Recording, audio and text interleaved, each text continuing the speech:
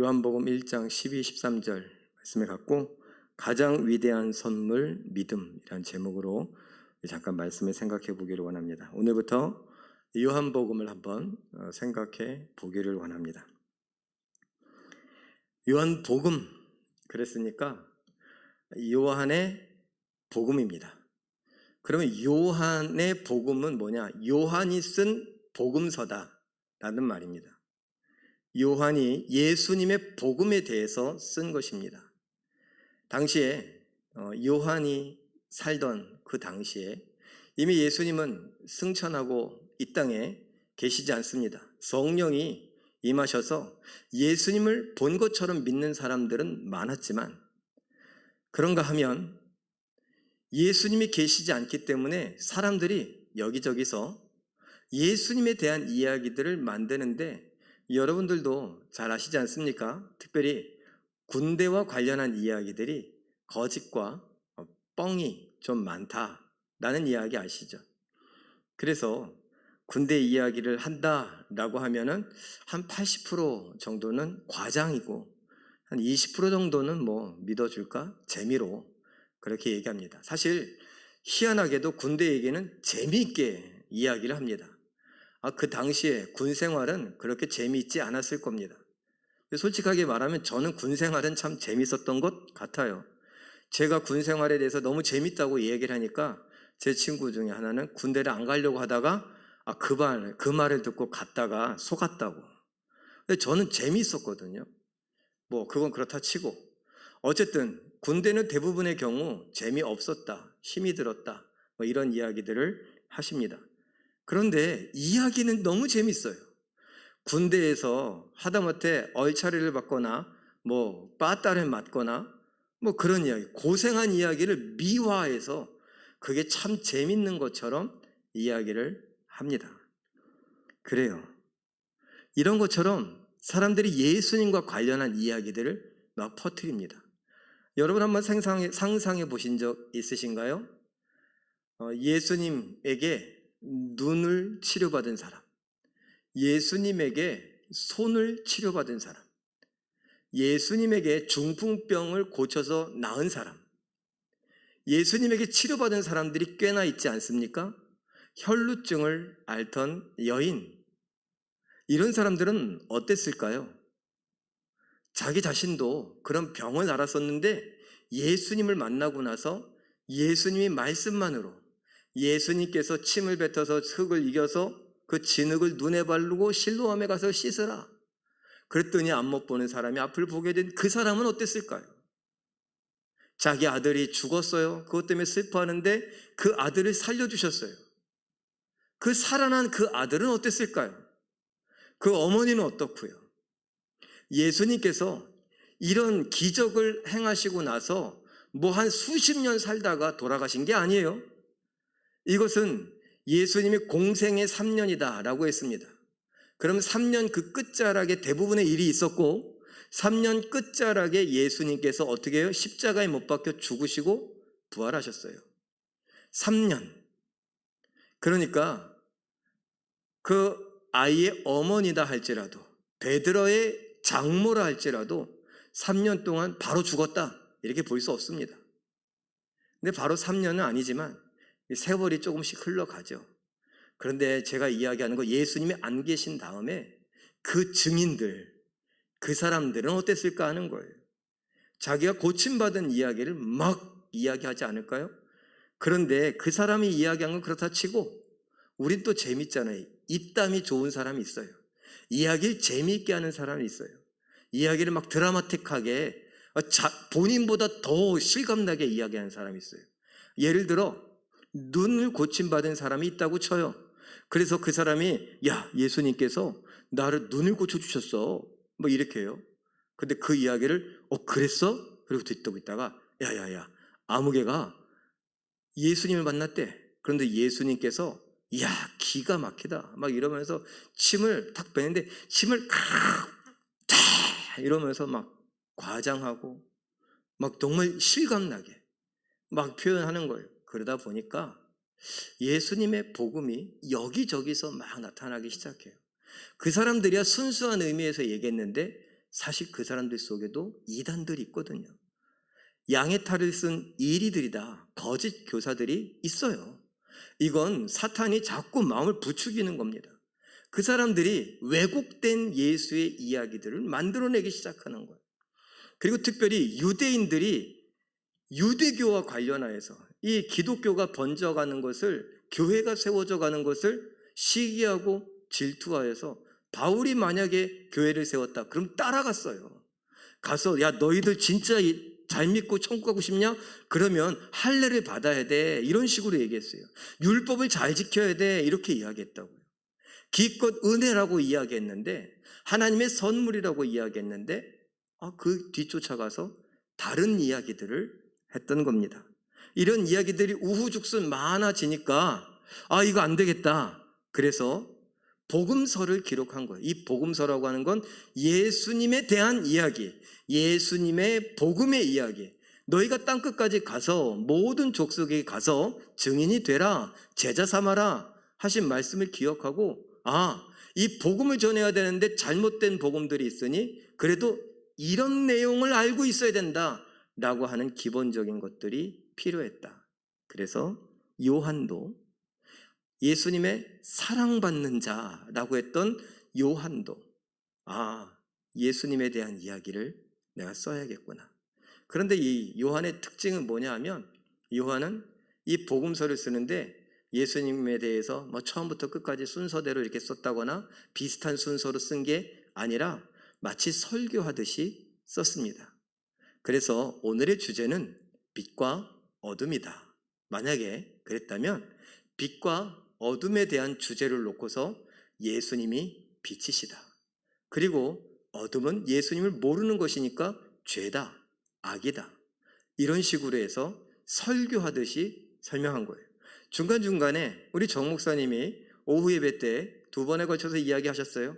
근데 제가 겹치는 부분이 있을 것 같기도 하지만 그냥 그래도 하자고, 사람이 다른 걸 그래서 그냥 하기로 했어요. 표적이 7개의 표적이 나와요. 그건 뭐냐? 예화 같은 거예요. 예를 들면 이런 표적이 있었다, 근데 이 표적이 이야기하는 바는 이거다 라고 이야기를 하는 겁니다. 여러분들, 요한이 복음서를 설교하듯 자기가 예수님에 대한 이야기를 잘 묵상하면서 어떻게 하는 것이 좋을까? 성령의 물론 감동을 받았어요. 그리고 주제별로 이렇게 나누어서 7개의 설교 정도로 나누었습니다. 오늘은 사실 서론에 해당하는 부분이에요. 근데 또 특징이 뭐냐? 가만 보니까 요한은 많이 배웠구나, 이런 생각을 하게 돼요. 왜냐하면 요한이 사실은 어부였잖아요. 어부였는데 어부치고 굉장히 많은 걸 알아요. 이 요한복음은 이스라엘 사람들이 알기를 바라서 쓴 것이 아님이 분명해요. 이 요한복음은 로마인들 아니면 저 헬라인들, 그리스의 문명을 알고 그리스의 철학을 알고 있는 사람들, 그 이방 사람들이 읽기를 바라서 이것을 썼습니다. 왜냐하니 태초에 말씀이 계시니라, 이렇게 시작하거든요. 그 말씀을 우리는 그냥 흔히 태초에 말씀이 계시니라, 그래서 예수님 이렇게 생각합니다. 그런데 그 당시 사람들은 그렇게 생각하지 않았어요. 그 말씀을 다르게 생각했습니다. 자, 그림으로 하나 표현해 봤습니다. 1절에서 4절까지 요약이에요. 이 배경은 그냥 똑같은 배경인데 어둠을 표현하려고 좀 어두운 색깔로 이렇게 했던 것 뿐입니다.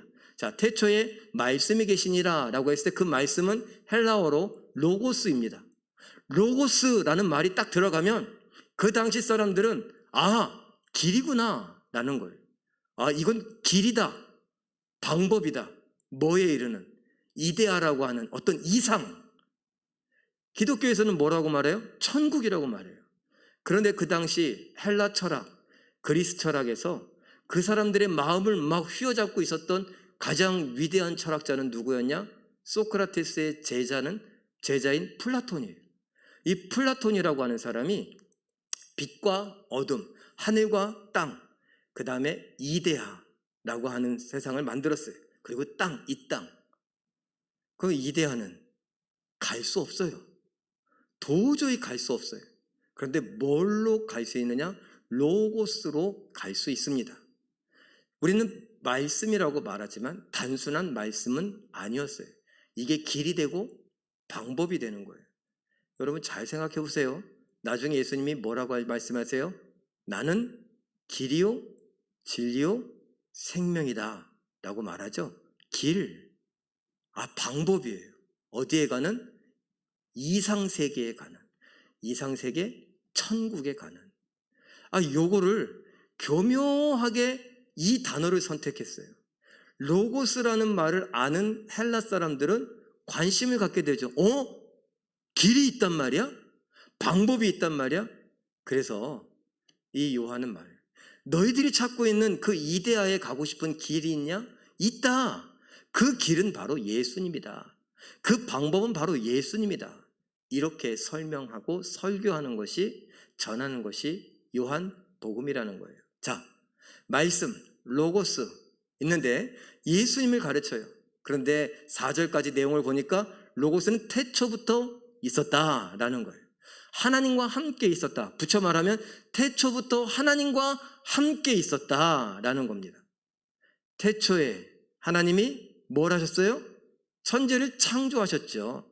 그러니까 결국 하고 싶은 말은 뭐예요? 이 로고스가, 이 예수님이 창조자다라는 거예요. 이데아라고 하는 것, 이분만이 할 수 있는 것이다. 이상세계, 천국, 이분만이 할 수 있는 거다. 하늘에 계신, 천국에 계신 하나님과 태초부터 함께 계시며 창조를 가능하게 하신 분이 바로 로고스 예수님이다. 그리고 이 로고스는 다른 말로 생명이고 빛이다. 그 생명으로 창조를 가능하게 했다. 그 빛으로 창조를 가능하게 했다. 이것을 설명하고 있는 것입니다. 그래서 태초에 말씀이 계시니라, 이 말은 헬라 사람들, 이방인들의 주목을 끌기에 좋은 말이었습니다. 우리는 신학적으로 태초에 하나님이 천지를 창조하시니라 이 말씀과 태초에 말씀이 계시니라는 이 말씀을 신학적으로 연결해서 이야기를 합니다. 물론 그래야 됩니다. 그러나 요한은 사람들의 이목을 집중시키는 방법으로 이 말을, 이 단어를, 이 문장을 선택해서 기록했던 것입니다. 자, 이 생명, 빛이신 로고스가 이 땅에 오셨습니다. 그런데 이 땅은 어둠이에요. 빛이 어둠에 왔는데 어둠이 어둠에 취해서 그 빛을 몰라봅니다. 그림으로 표현해 봤어요. 어둠으로 다 어둠 속에 있어요. 그런데 생명, 빛이 왔어요. 자, 생명이라고 했던 건 뭘까요? 이 어둠은 곧 사망이라는 거예요. 우리가 흔히 알고 있죠. 죄의 삭은 뭐예요? 사망이에요. 어둠은 죄를 상징해요. 악을 상징해요. 이것도 굳이 설명하지 않아도 그 당시 사람들도 알고 우리도 알고 있는 것입니다.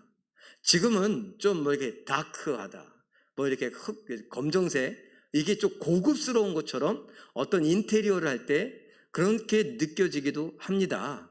그러나 이 검정색 자체가 갖고 있는 의미는 뭐예요? 죽음이에요. 악이에요. 죄예요. 근데 그게 검정색이라고 말하지 않죠. 어둠이다라고 해요. 다크하다라고 말합니다. 거기에 빛이 비추는 거예요. 사망이 있는 곳, 죽음이 있는 곳에 생명이 온 거예요. 왜? 이 존재들을 원래 창조하신 창조자가 생명을 부여하신 생명의 주인이 왔습니다. 그런데 다시 한번 그림을 볼까요? 거절했어요. 그 거절한 것을 10절, 11절에 뭐라고 말하느냐? 세상이 그를 뭐 했다고요? 알지 못하였다라고 말하고 11절에 자기 백성이 뭐 하지 않았다고요? 영접하지 아니하였다 그래요. 알지 못했고 영접하지 않았다라고 말합니다. 한마디로 말하면 믿지 않았다라는 것이고 조금 더 노골적으로 말하면 거부했다, 거절했다라는 말입니다. 조금 더 기분 나쁘게 하면은 외면했다, 무시했다 이런 거예요. 주인이 왔는데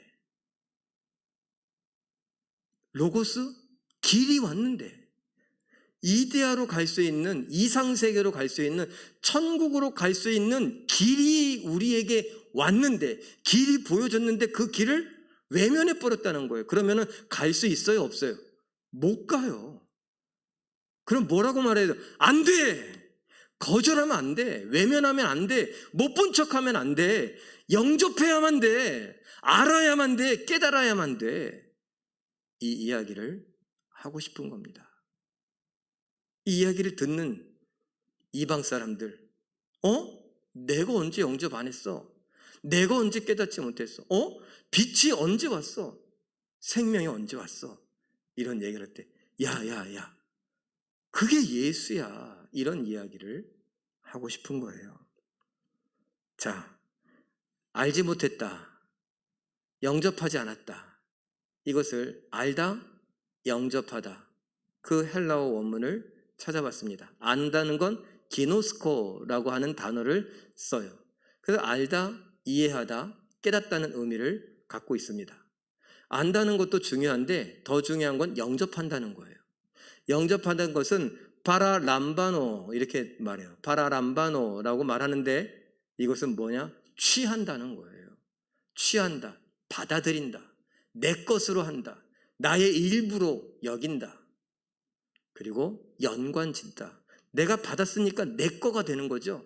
나의 일부가 된 것으로 받아들이니까 나하고 관계가 있는 거예요. 그래서 좀 더 말하면 연관짓다, 관계를 맺다라는 의미입니다.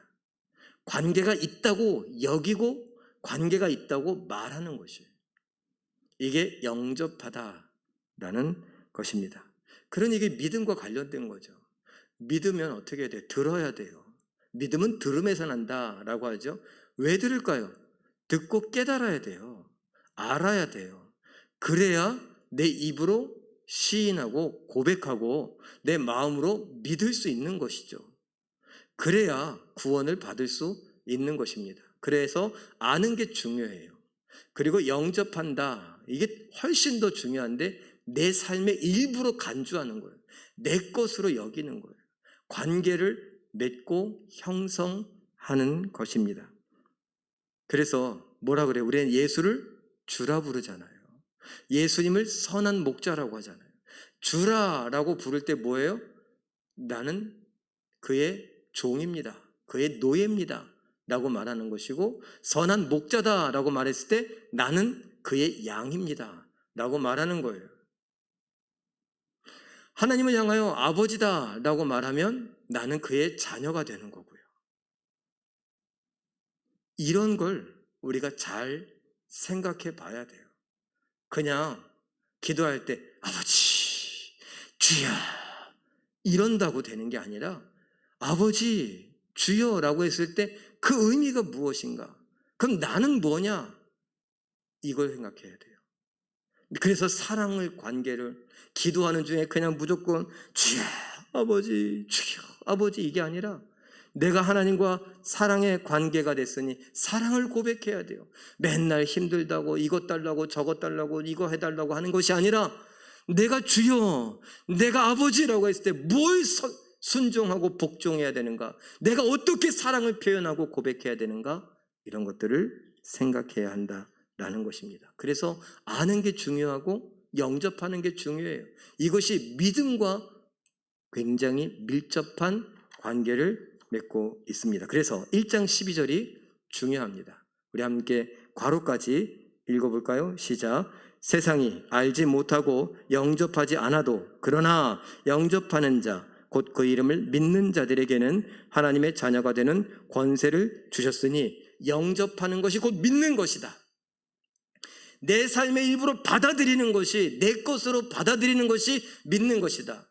그래서 뭐라 그랬어요? 예수님이 문 밖에서 두드리노니 너희는 문을 열고 그를 영접해야 된다라고 말하지 않습니까? 영접한다는 건 예수님을 믿는다는 것이에요. 믿는다는 건 예수님을 내 마음의 주인으로, 왕으로 모셔드리는 거예요. 그리고 내 마음에 이렇게 있으면 마음의 왕의 자리에, 왕좌에 내가 여태까지 주인으로 이렇게 살고 있다가 이제 예수님을 믿어야지. 그럼 거기서 얼른 내려와서 아이고 주인님 오셨습니까? 문을 열고서 여기 앉으십시오. 나의 왕이시 오셨습니까? 이 자리에 앉으십시오. 그럼 난 뭐예요? 시키는 대로 하겠습니다. 시키는 대로 하겠습니다. 그래서 갈라디아서 2장 20절에 이제 내가 사는 것은 나를 위하여 자기 자신을 내어주신 예수 그리스도를 믿는 믿음으로 사는 것이다. 그 위에 뭐라고 말했습니까? 이제는 내가 사는 것이 아니요 오직 내 안에 계신 예수가 사는 것이다.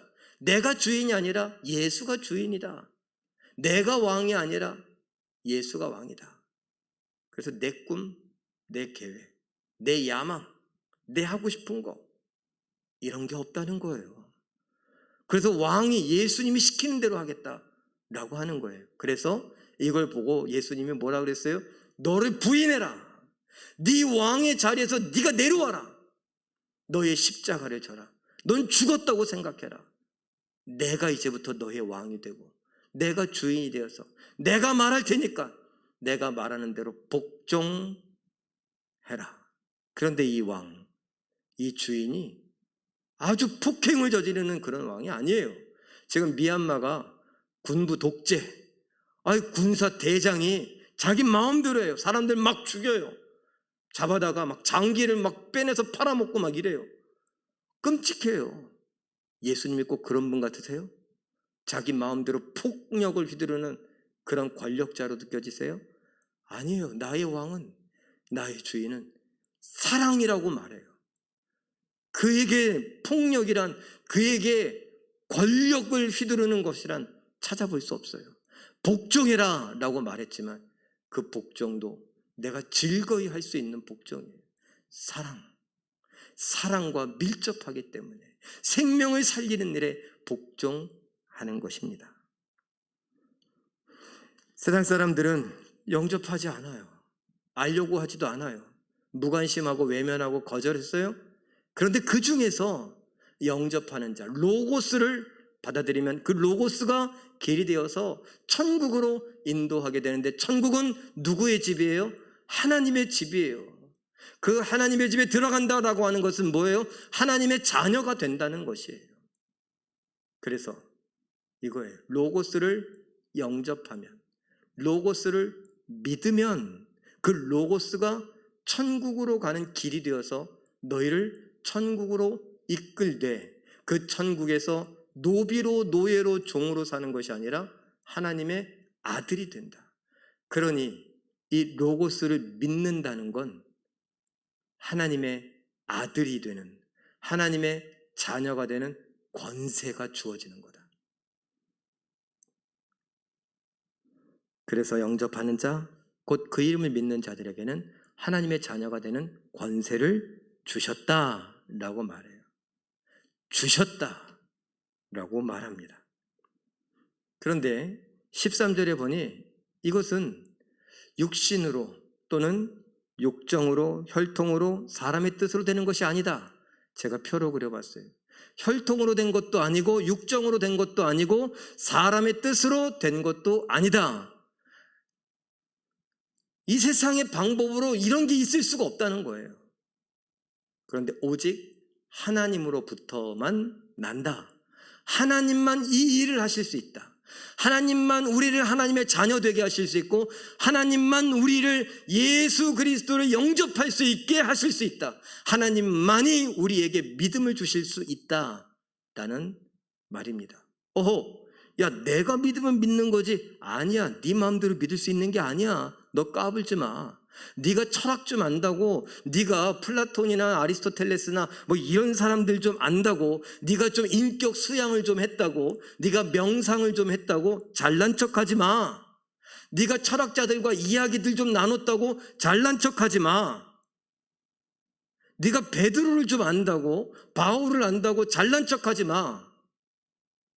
믿음은 네가 잘나서 가질 수 있는 것이 아니라, 너에게서 나오는 것이 아니라, 너의 아버지에게서 나오는 것이 아니라, 너의 선생님으로부터 나오는 것이 아니라 하나님으로부터만 나올 수 있다. 하나님이 주셔야 믿음을 갖게 되는 거고, 하나님이 주셔야 그 믿음으로 예수님을 영접하는 거고, 하나님이 주셔야 하나님의 아들이 되는 거다. 왜? 하나님은 하늘집 천국의 주인이니까. 주인이 넌 내 아들이다 라고 말해야 된다. 주인이 넌 내 딸이다 라고 말해야 된다. 주인이 그렇게 인정하지 않는데 내 마음대로 하나님의 아들이라고 하나님의 딸이라고 말할 수 없다. 맞습니까? 틀립니까? 지금 이런 설명을 하고 있는 거예요. 결국 누구에게 달렸다는 거예요? 내가 하나님의 자녀가 되어서 천국에 갈 수 있는 건 로고스를 믿고 로고스를 통해서 내가 예수를 통해서 천국에 갈 수 있는 건 누구 손에 달렸다는 거예요?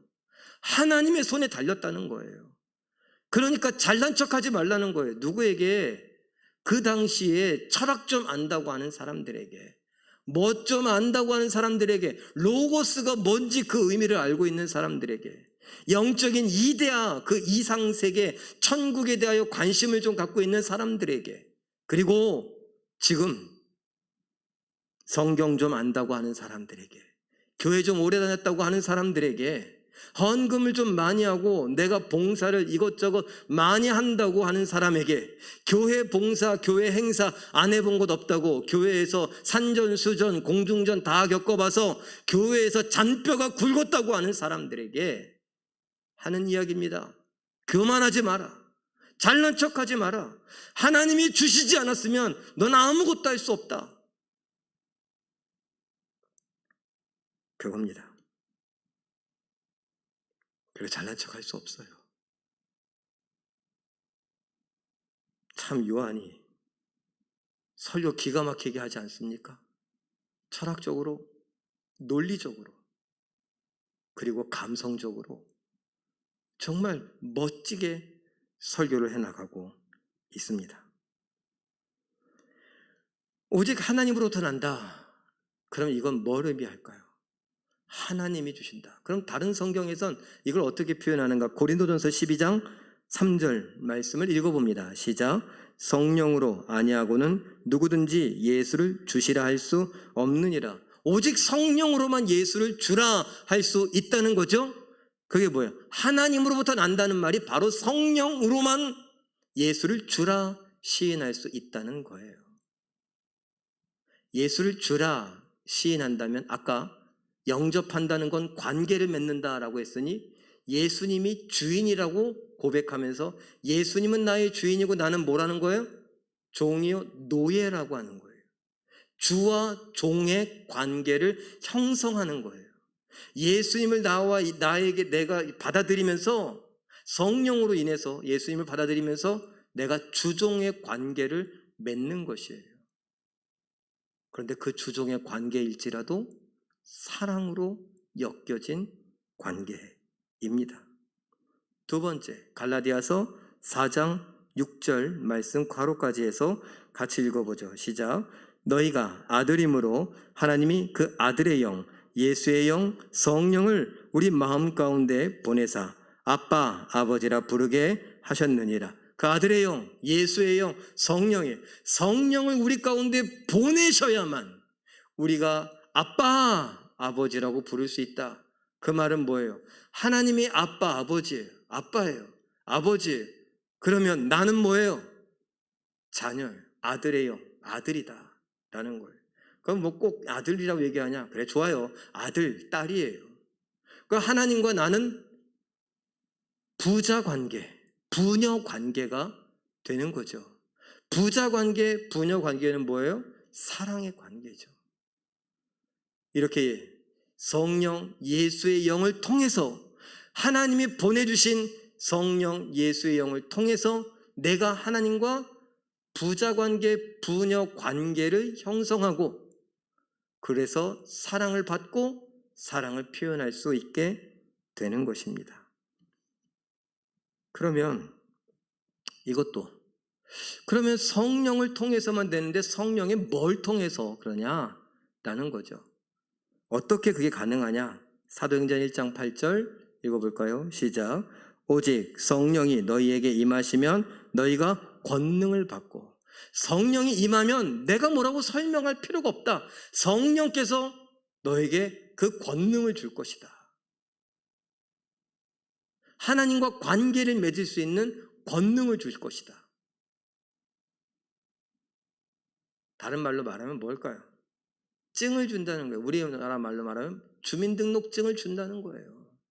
내가 천국 백성임을 주민등록증, 또 부자 관계 이랬으니까 가족 관계 증명서에 거기에 하나님 그리고 그 아들의 이름에 내 이름이 있는 거예요.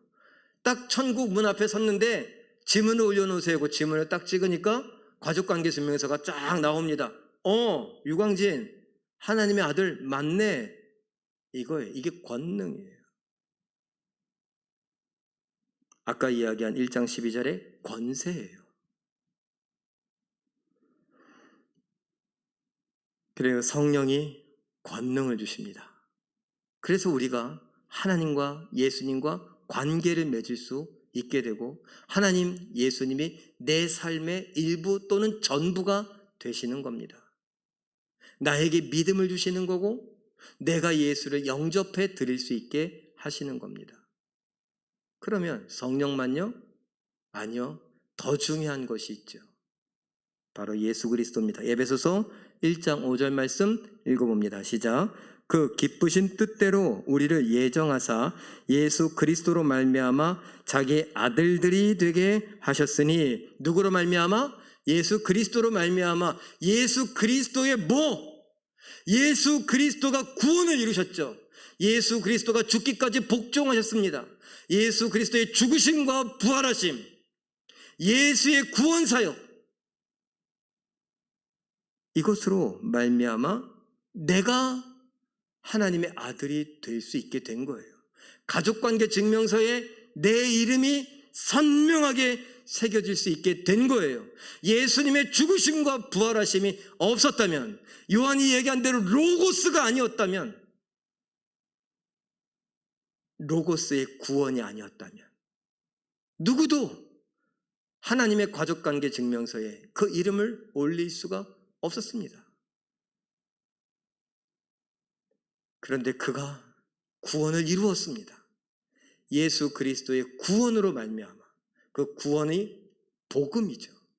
예수 그리스도의 구원, 그것으로 말미암아 우리가 가족관계 증명서에 이름을 쓸 수 있게 되었고 하나님의 자녀들, 아들이 될 수 있었습니다. 그리고 이러한 내용들이 바로 복음입니다. 왜요? 좋은 소식이잖아요. 내가 하나님과 관계가 있대잖아요. 하나님이 내 아빠가 되고 내가 하나님의 아들이 된다잖아요. 예수님이 나의 주인이요 왕이 되고 내가 그의 신하여 내가 그의 종이 된다잖아요. 그 주인은, 그 왕은 뭐예요? 아주 책임감 있는 왕이에요. 책임감 있는 왕이 자신의 노예, 종을 사랑으로 다스려요. 책임지고요. 그러니 사망의 고통 속에서 고통스러워하고 그 고통이 더 끔찍한 지옥이 기다리고 있었는데 거기에 가지 않아도 내 영혼은 이미 알고 있어서 늘 불안해하고 잠 못 자고 늘 괴로워하고 늘 속상해하고 늘 아파했는데 이제 천국이 있다는 소망을 줬어요. 하나님의 자녀라는 소망을 줬어요. 하나님의 백성이라는 소망을 줬어요. 예수님이 나를 책임지신다는 소망을 줬어요. 천국에 간다는 소망을 줬어요. 좋은 소식이에요? 나쁜 소식이에요? 좋은 소식이에요. 그래서 이것을 굿뉴스라고 해요. 그리고 이것을 복음이라고 말하는 것입니다. 자, 오늘 믿음에 관한 이야기를 하며 그 믿음은 어떻게 오는가? 그리고 그 믿음의 결과가 무엇인가? 믿음의 의미가 무엇인가? 살펴봤습니다. 이걸 한번 정리해봤어요. 믿는다라고 하는 건 영접한다는 것이고 믿는다는 거예요. 인식한다라는 것이에요. 영접한다, 받아들인다, 관계를 맺는다라는 것이에요. 인식한다, 이해한다, 깨닫는다라는 것이에요. 그래서 믿음이란 1번 읽어볼까요? 시작. 하나님으로부터 온다. 2번 성령으로만 가능하다. 3번 예수로 말미암아 가능하다. 잠깐, 예수로 말미암는다는 건 뭐예요? 예수의 무슨 사역? 구원 사역. 예수님의 구원 사역은 뭐예요? 죽음과 부활, 이걸로 가능하게 됐다라는 거예요. 자, 그러면 그 믿음의 결과가 뭐냐? 열매가 4번 하나님의 자녀가 된다. 5번 아들의 권능을 누린다. 예, 하나님의 자녀가 되고 그 아들의 권능을 누리게 되는 것이죠. 다른 말로 하나님 아버지, 아빠의 사랑을 내가 독점한다는 거예요. 그 사랑을 내가 충분히 충만하게 받아 누릴 수 있다라는 것입니다. 자, 이런 사랑의 관계가 됐어요. 자, 그러면 우리는 뭐 해야 돼요? 믿으니까 하나님의 자녀가 됐으니까 이제 우리도 뭐 해야 돼요? 아빠에 대해서 아들은 뭐예요? 사랑하잖아요. 그 사랑을 어떻게 표현해요? 아빠 말씀에 귀 기울이죠. 사랑하는데 아빠 말을 귓등으로도 안 들어요? 사랑하는데 아빠 말씀에 반대로 행동해요? 아빠가 얘야 이것 좀 광진아 이것 좀 할래? 그러니까 싫어요. 아니요. 이렇게 말해요? 사랑하니까 네 알겠습니다. 순종하잖아요. 이거예요. 그러니까 믿는다는 건 순종한다는 거예요. 제발 좀 기억하세요. 믿는다는 건 말씀에 순종한다는 거라고요. 말씀에 가서 우리를 앵벌이 시킵니까? 가서 야, 너 가서 돈 벌어와. 하나님이 언제 이렇게 명령하십니까? 아니에요. 야, 너 기분 좋냐? 네, 좋습니다. 그래, 그 기분 좋은 거 다른 사람과 나누어라 라는 거예요. 사랑해라. 용서해라. 화목하게 지내라. 섬기라 라는 거예요. 다른 사람도 너희가 느끼는 그 기쁨을 알 수 있게 해줘라. 다른 사람도 네가 누리는 아들의 권세를 맛보게 해줘라. 그게 땅끝까지 가서 모든 민족에 가서 제자 삼고 증인이 되라 라고 말씀하시는 거예요. 이 복음을 알려줘라 라는 것입니다. 하늘로부터 온 성령과 예수 그리스도로부터 온 이 믿음, 그리고 믿음의 열매, 결과, 이런 걸 알았다면 우리는 뭐 해야 돼요? 그야말로 기쁜 소식 그대로 기뻐해야 돼요. 그리고 예수님 말씀하신 대로 뭐예요? 범사에 감사할 수 있어야 돼요. 그리고 순종해야죠. 믿는다는 게 이런 의미입니다. 이걸 요한이 잘난 척하는 철학을 안다고 하는 그 당시에 수많은 헬라인들에게, 이방인들에게 알려주고 싶었던 것입니다. 예수, 진정한 로고스, 천국으로 우리를 인도하는 유일한 길, 예수가 우리에게 왔으니 그 예수를 성령을 통해 뭐 하라고요? 영접하라고, 믿으라고.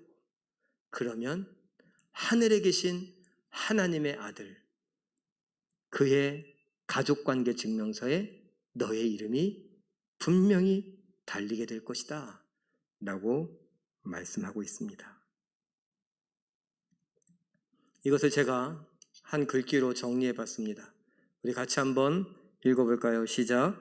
믿음으로 구원받고 하나님의 자녀가 됩니다. 그런데 그 믿음은 우리의 노력이나 세상의 그 어떤 방법으로 가질 수 없고 오직 하나님이 주셔야 가질 수 있습니다.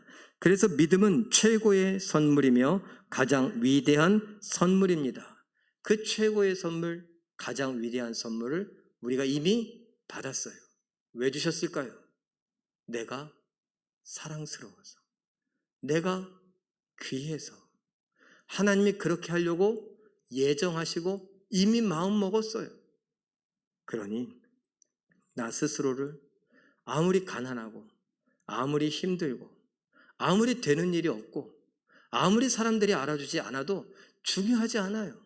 하나님, 이 세상을 만드신 하나님이 나를 귀히 여기셔서 이 가장 귀하고 가장 가치 있고 가장 위대한 이 믿음의 선물을 성령을 통해, 예수 그리스도를 통해 우리에게 주셨다고요. 그리고 하나님의 가족관계 증명서에 우리의 이름을 선명하게 기록하셨다고요.